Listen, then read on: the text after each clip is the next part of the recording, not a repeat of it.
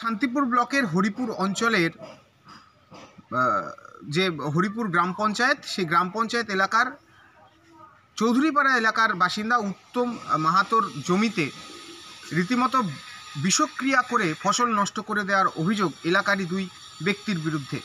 আর এই ঘটনা তিনি যখন সকালবেলায় জমিতে যান তারপর দেখতে পান। তারপরে তার মাথায় হাত। তার আনুমানিক জানাচ্ছেন যে প্রায় 15 কাঠা জমিতে তার এই সর্বনাশ করেছে অভিযুক্ত ব্যক্তিরা। এবং যখন এই অভিযুক্ত ব্যক্তিদের কাছে তিনি জানতে চান, তারাও কিন্তু বলেন যে যা করার করে নিবি। এরপরে রীতিমতো শান্তিপুর থানার দ্বারস্থ হন এবং লিখিত অভিযোগ দায়ের করেছেন। লিখিত অভিযোগের ভিত্তিতে তদন্ত শুরু করেছে শান্তিপুর থানার পুলিশ। তবে শুধুমাত্র কি ব্যক্তিগত শত্রুতা নাকি এর পেছনে রয়েছে অন্য কোনো কারণ, তা খতিয়ে দেখছে পুলিশ। আমি সকালে যাচ্ছি, আজকে ঘুরতে দেখছি জমিতে সব ওষুধ দেওয়া আছে, ঘাস মারা ওষুধ। জমিতে কিছু বুনেছিলেন? হ্যাঁ, লাল শাক, মূলো, আবার ঝিঙে ছিল। আচ্ছা, কবিঘা জমি? 10 কাঠা লাল শাক আর মূলো ছিল, 5 কাঠা ঝিঙে ছিল। সমস্ত ফসল নষ্ট? সমস্ত ফসল একদম পুরো ইয়ে। কে করেছে জানেন?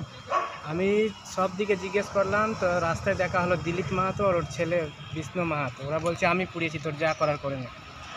কেন করলো? এর আগে কি কোনো শত্রুতা ছিল আপনাদের না সাথে? স্যার, এরকম ছিল না, কিন্তু ওরা কেন এরকম করলো আমি বলতেই পারছি না।